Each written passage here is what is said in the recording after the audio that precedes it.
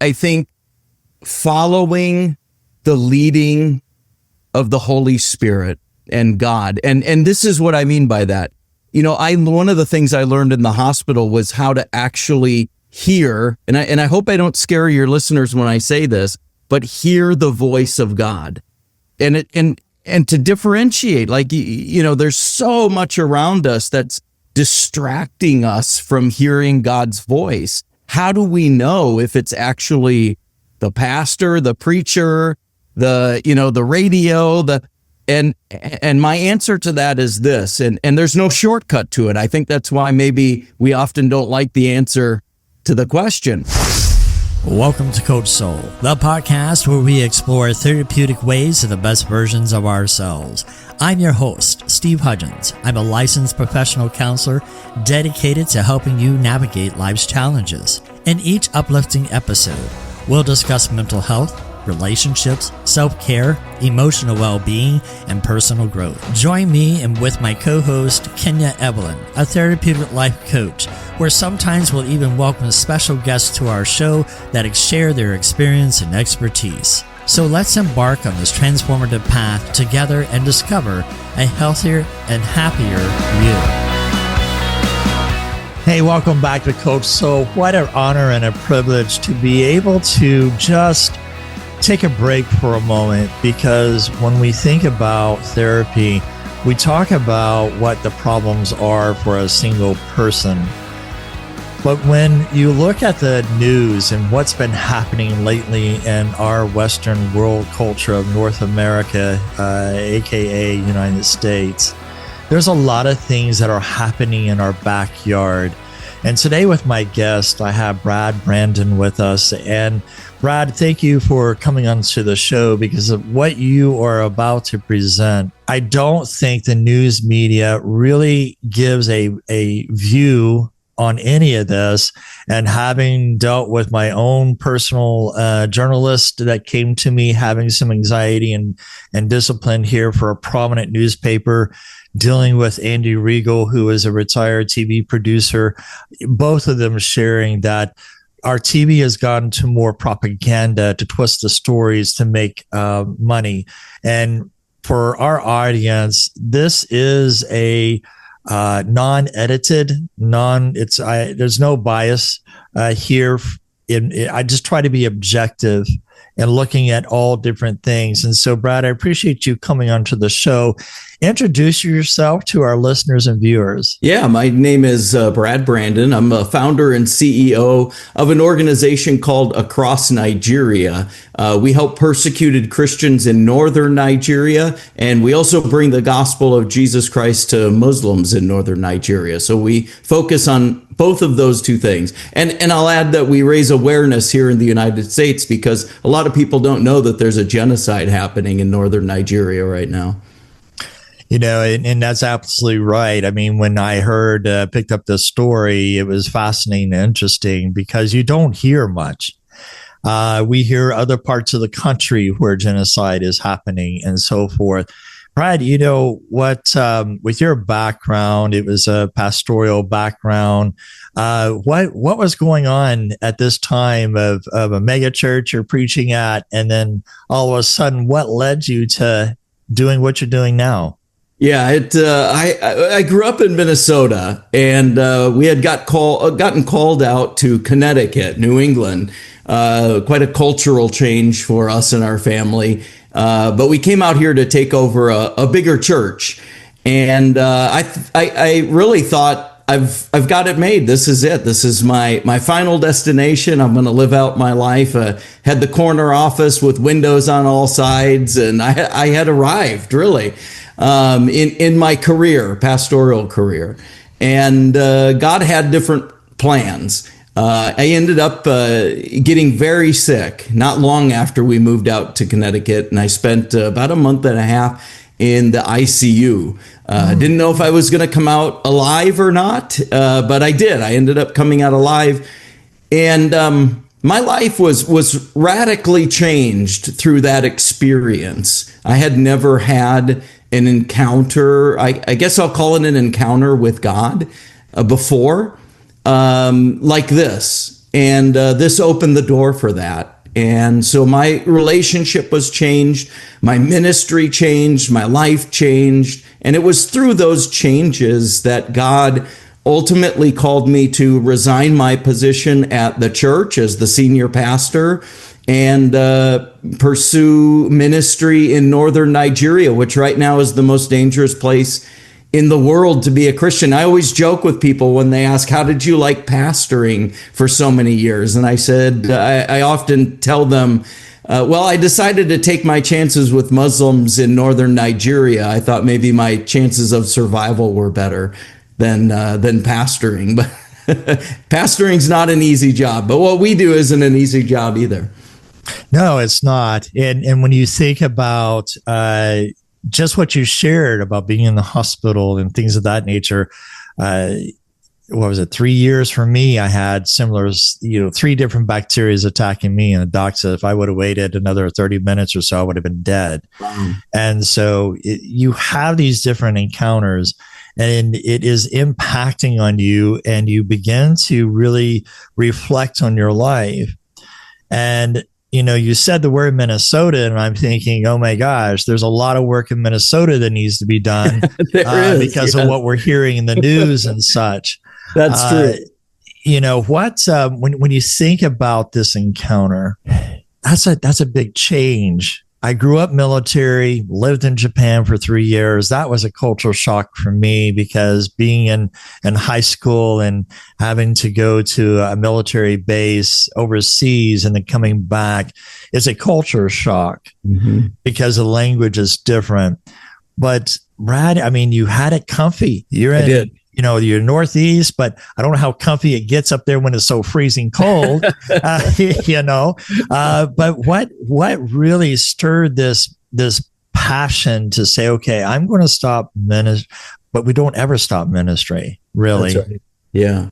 So what brought you to that point? I think it was really the realization that, first of all, I realized that my ministry had become, for me anyway, really nothing more than a work of my own flesh. And I know that seems like sort of contradictory. Like, how can such a spiritual job like pastoring be a work of the flesh? It can very easily. Doing something that's a spiritual job can become a work of the flesh. And I started to realize that everything I was doing was in my own power, in my own strength, relying on my own logic and abilities. And I think being in the hospital, one of the things it taught me was God doesn't need that. What God needs is somebody who is surrendered. And he'll take care of the rest of that.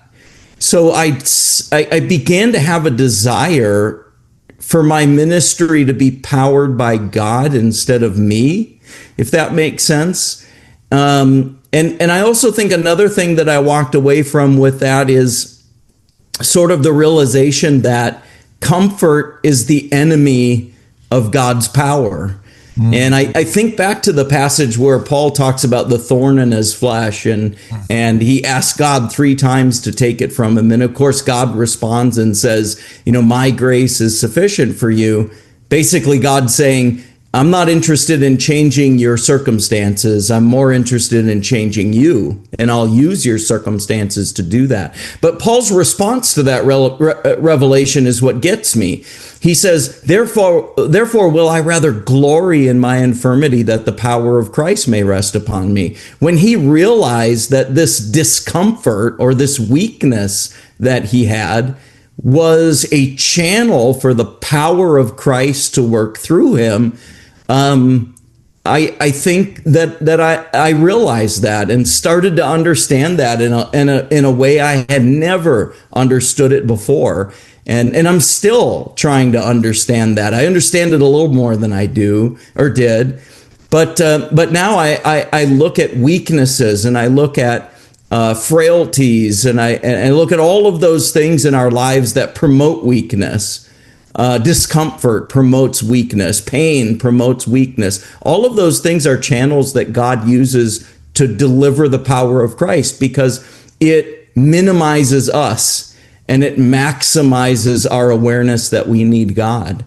So anyway, I hope that makes sense. And yeah, I just want to tie in a couple of pieces because I think it's important for our people who are not of faith listening to this that, it's good to hear. Here's a minister that recognized, hey, I'm doing something that's not really according to the Spirit.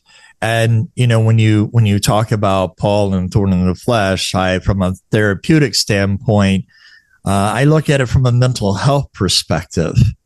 He's written in every letter a defense of I'm an apostle of Christ, which is he trying to convince others or himself because he was Saul who persecuted the church, right? Yeah, that's good. So when you think about people alleging things against him, how often did he work through his own mind? The very thing I want to do, I don't. And the very thing I don't, I do, which to me is that spiritual warfare that we have in our mindset. That I think sometimes the guilt and the shame of what we've done in the past comes to light when we have the accusers. And to me, is like, God, I need these memories to be gone or remove these accusations. And that's where that grace comes into place. Yeah. And when I think about where we have been, we do recognize. And so, Brad, I think one key point aspect is a lot of people don't want to become a Christian because of what you just shared. A lot of ministers are, all about themselves and the luxurious, $3 million mansion type thing. And so speak a little briefly about that piece there of, should people just follow a minister because of this, or should they follow the gospel and the truth that's there? But how do they differentiate of this situation so they too can stop doubting and looking at God's love for them? That's a great question, and I think a lot of times we want a formula to plug in to answer that question. But I'll answer it this way: I think following the leading of the Holy Spirit and God. And this is what I mean by that. One of the things I learned in the hospital was how to actually hear, and I hope I don't scare your listeners when I say this, but hear the voice of God. And to differentiate, there's so much around us that's distracting us from hearing God's voice. How do we know if it's actually the pastor, the preacher, the radio, and my answer to that is this, and there's no shortcut to it. I think that's why maybe we often don't like the answer to the question. And the answer is learning to walk and be in the presence of God and become familiar with his voice. In the same way that any of your listeners who are parents know that you could have a room full of kids and they could be a ways away and recognize the voice of their own children amongst all the other voices. And how does that happen? It's because you spend so much time with your own children that their voice is absolutely recognizable among all the other noise. And it's the same way that we need to develop a relationship with God, that we're spending so much time in his presence and walking with him and talking with him that when we hear his voice, it's completely recognizable to us because we're so familiar with it. And there's no shortcut to that. I mean, that takes time and investment and effort to have that kind of relationship with God. But it's necessary to differentiate from all the other voices out there. And it kind of leads to your question of, how do we know if this pastor is about himself, or this person is that, or this person is trying to deceive me or distract me? I think just spending so much time with God and following his leading. And it's naturally going to lead you to people who gravitate in those same circles. That's an interesting point too, because, we think of the sounding boom,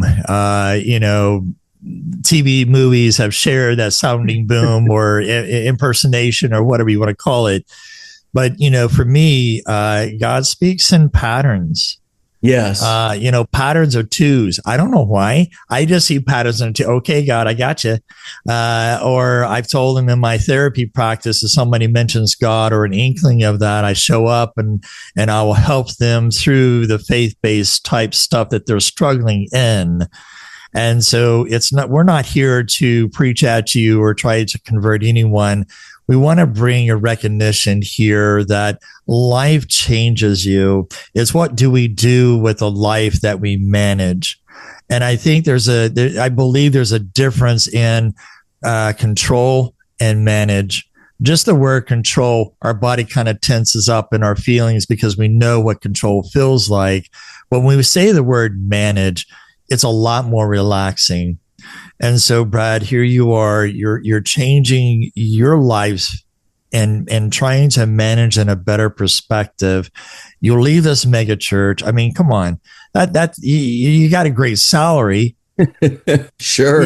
Why would you leave that, the comfort of your home, and go to across the world and help somebody there when we're suffering here? I think it's all about finding your purpose and, going back to the leading of the Lord, allowing God to lead you for the purpose that he created you. I often ask people, what's your Nigeria? My Nigeria just happens to be Nigeria.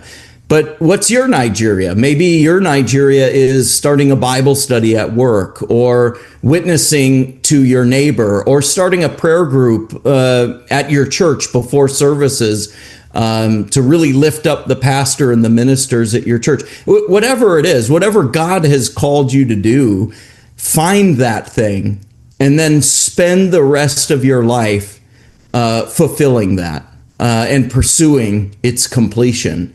So I think for me, it was all about seeking that purpose. Some people call it your why. Why do you exist? And finding that, and then spending the rest of your life fulfilling it at whatever cost, because God blesses sacrifice. I've seen it so many times. And when you sacrifice your own life for his kingdom and his glory and what he's called you to do, he takes care of everything else.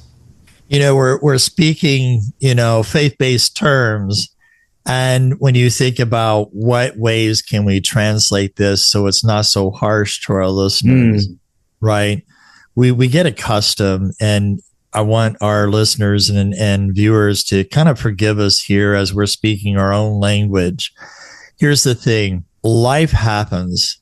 And just because it goes one direction and changes doesn't mean that you're in the wrong.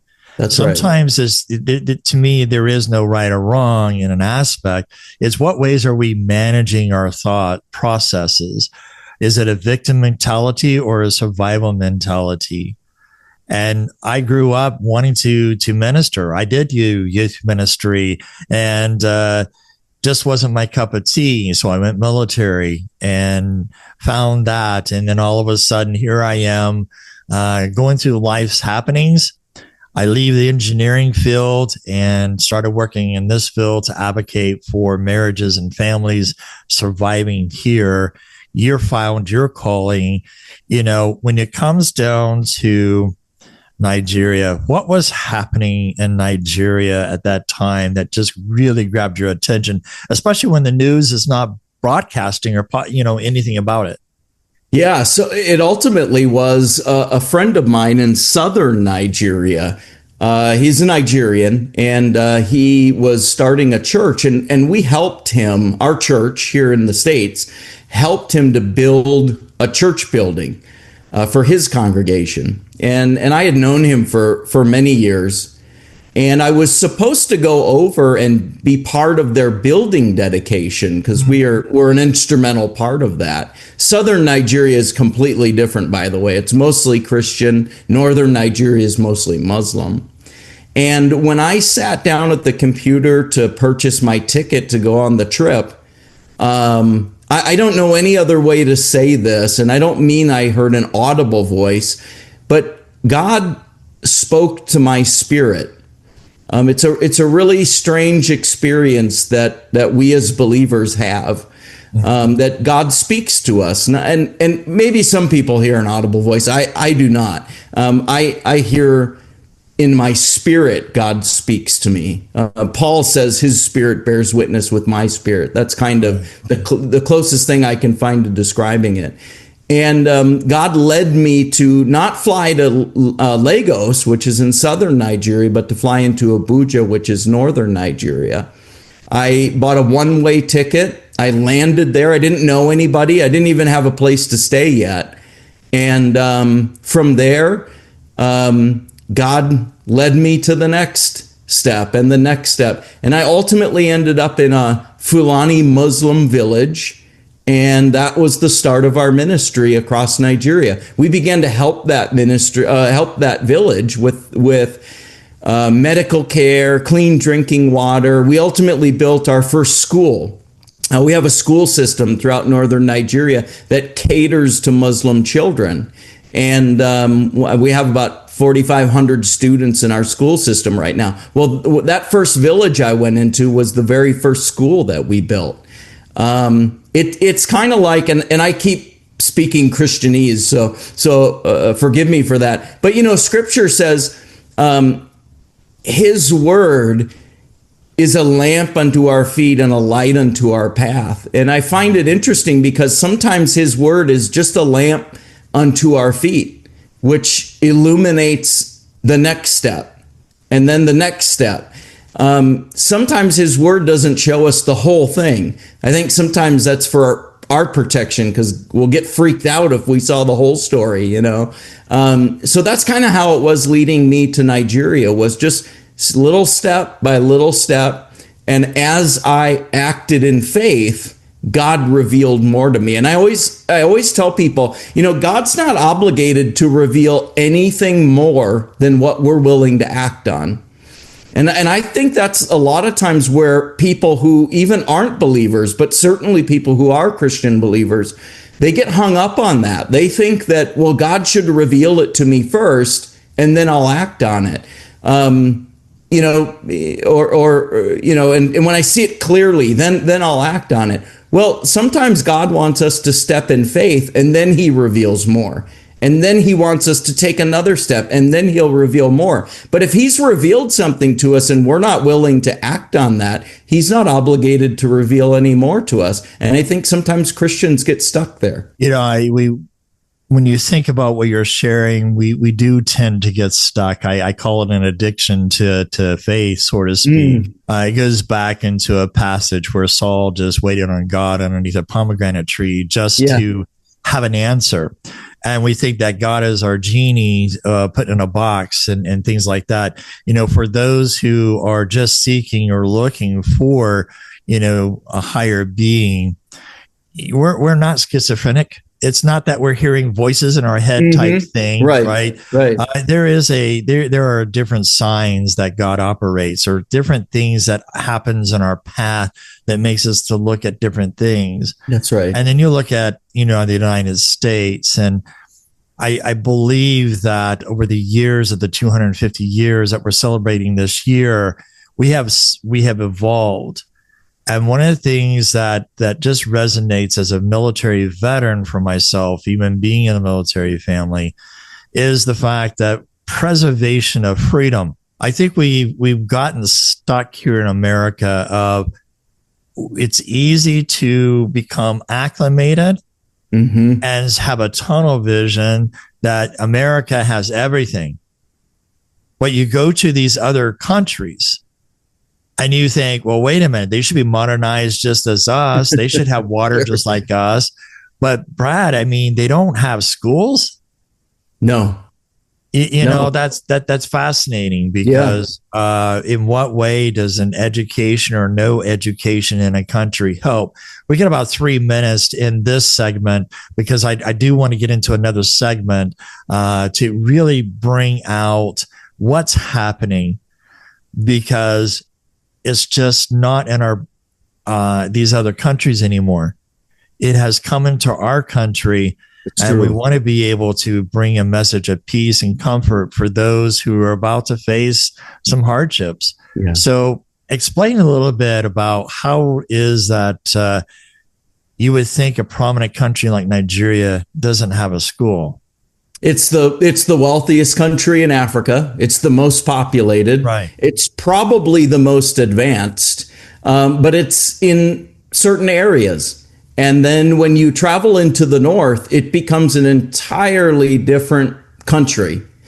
And in the north, it's very desert and deserted. And there's still a large population in the north. And there are large groups of people, including the Fulani Muslim. Fulani are an ethnic group. Their religion just happens to be Islam. And I think the literacy rate among Fulani children is less than 1%. And I think regular school attendance is less than 10% of Fulani children attend school. They're just not available. Some of it is because most of the Fulani communities are nomadic. So that is very difficult to overcome. Our organization across Nigeria has sort of cracked the code in a way to educate nomadic children. Even the Nigerian government has tried to do that with very little success. We've been doing that for about the last 2 years with a great degree of success. So we thank God for giving us the wisdom to do that. But, there are large areas that have no school, no opportunity for school. There's large areas in northern Nigeria that don't have any access to clean drinking water or medical care. If you look at the IDP camps alone, there's 3.5 million people in internally displaced persons camps in northern Nigeria. These are people whose villages have been attacked, their homes have been burned, they've lost everything, they have nowhere to go. So they're sort of thrown into the IDP camps in Nigeria. Conditions are horrible. Food is scarce. Medical care is even more scarce. Conditions are bad. And they don't have schools. They don't have access to any of the things that we have. You're talking about a population of 3.5 million just in the camps alone. So yeah, there's large, vast areas of northern Nigeria and West Africa that just don't have access to any of the things that we take for granted. Brad, I appreciate you kind of leaving it there, because I really want our listeners to come back, because the next piece is very critical, because it's not going to stay in Nigeria. It's coming, and it's here already, and we can, we'll discuss that. And so, Brad, thank you for being on the show. And so until next time, take care and God bless. Thank you for tuning in to today's episode on Coach Soul. As we wrap up, we want to remind our listeners of a few key points. This podcast is for informational purposes only and does not substitute professional medical advice, diagnosis, or treatment. The content shared here is based on professional opinion but may not apply to everyone's situation. Always consult with a qualified healthcare provider before making changes to your mental health care. If you're in a crisis, please seek immediate professional help or contact a crisis hotline. Listening to this podcast does not create a therapist-client relationship. For personal advice, please consult with your licensed mental health professional in your area. Remember, your mental health journey is unique. While we hope this information is helpful, it is crucial to work directly with the qualified personnel for your specific needs. Thank you again for tuning in to Coach Soul, and we'll see you next time.